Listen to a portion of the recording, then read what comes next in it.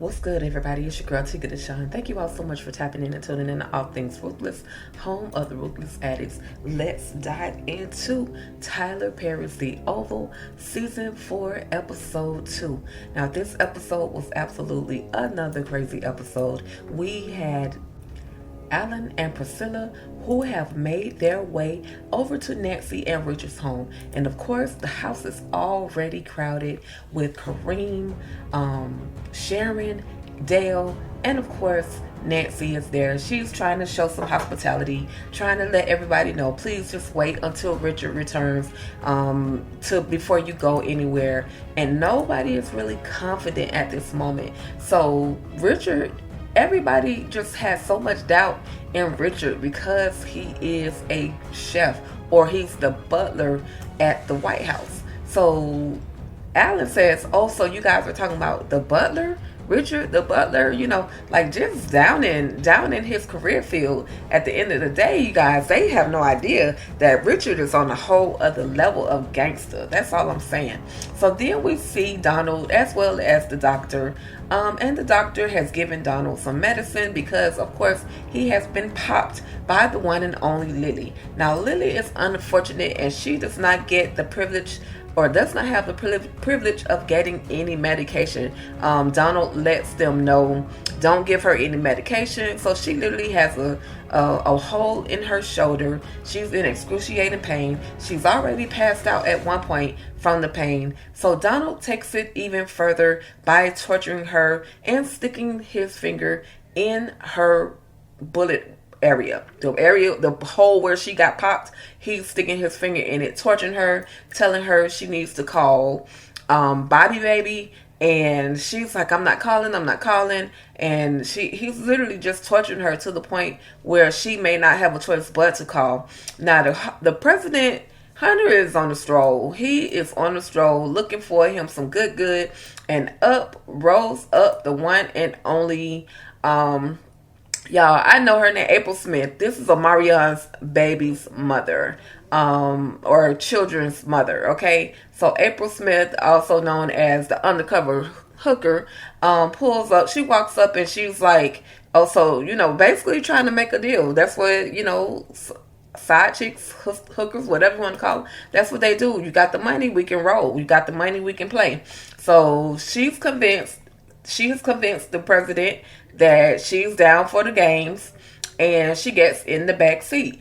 Then we see back at Nancy's home, Priscilla is still, trying to figure out what's going on with Sam. And then she ups and jumps ship and leaves, even after she was told not to leave the home, not to leave Richard and Nancy's home. She still, she leaves anyway. So the three blind mice, they follow suit as well. Since Priscilla is leaving, they don't feel like they have a need or a desire to be there at his home. So then, as they all are walking out of the house, of course, our favorite Miss Jody is like, Nancy, what is going on? Why is it so much commotion? And why is everybody in and out of your house? And what is going on? And Miss Jody is, neighbor Jody is the bomb. I don't care what nobody says. She's going to find out what's going on, when it's going on. But Nancy, of course, shoots her off and it's like, Miss Jody, I'm going to talk to you later. I'll tell you later. I'll talk to you later. Miss Jody is just like, I need to know what's going on right now. Anyway, Nancy and Sharon walk back in the home. As I told you before, the three blind mice, Alan, Dale, and Kareem, have decided to leave, and Priscilla leaves and goes to the hospital. Now, at the hospital, she sees Sam. They have their conversation. He lets her know pretty much everything that's going on, that they're trying to, they're still trying to get the president for all of his shenanigans and just to be patient with him. And then he thinks that she's supposed to give him a little grace. Now, Priscilla's not with it. You cheated on me. There is no grace. Especially you cheated on me with the first lady. So she says, after you get better, after you heal, after you recover, I'm still filing for divorce. Wow. Priscilla has no heart at this moment. I mean, would you, ladies, would you have any heart with your man, even if he got popped and he was cheating on you? Anyway, then we see at this cabin in the woods, literally a cabin in the woods, we see who we now know is alive, Jason, as well as Richard. Now they got Richard all tied up, and Richard is trying to explain to Jason, what's going on. And then this dude comes out and says that we're hiding you here to protect you from your own family, like your mom and your dad, because we know that they will take your life. So they go ahead and uncuff Richard. Of course, Richard was handcuffed on the last episode, but they unhandcuff him, and he's basically allowed to go. But of course, Jason has to stay there. Jason can't really move, so this guy, he gives him some pain medicine, and it sends Jason back into a little nap. So then we see that Max has made his way to Bobby as well as to Kyle. Now, Max been trying to get at Kyle for the longest, but the thing is, they want Kyle to testify against the president as well as against Donald. But Kyle is so loyal that he's not planning to testify. So after Bobby leaves, of course, Max gives Kyle a couple of 1-2s, 2 pieces and a biscuit. He's been trying to take him out for the longest. But then Bobby Baby receives a phone call. And of course, Lily is on that other line. She's screaming for her life. And she's there with Donald. Of course, Donald has, he's telling Bobby, you need to come to the house or I'm going to kill her. Just threatening Lily, threatening her to take her life. And so Bobby, he leaves really fast. And then we see Max as well as Kyle. Of course, Kyle has received that 2-piece in the biscuit.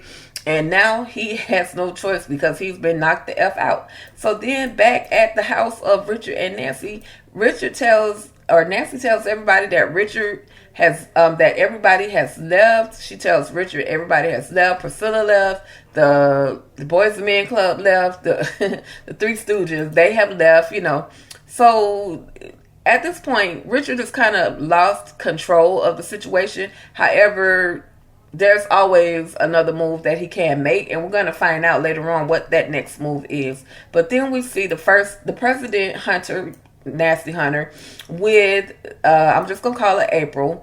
She's portraying we find out after that she is after he pats her down, we find out that she is wearing a wire.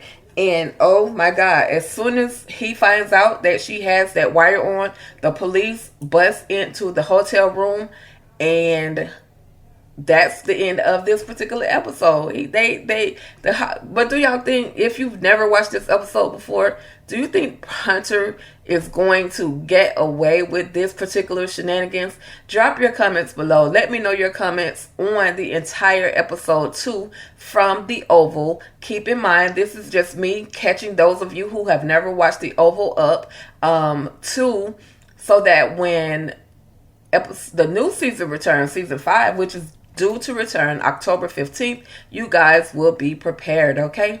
All right, y'all, that's about it. Thank you all so much for tapping in and tuning in to All Things Ruthless, home of the Ruthless Addicts. If you're new to my channel, finding me for the very first time, please hit that subscribe button as well as that notification bell so that you can receive reminders of new Ruthless content, okay?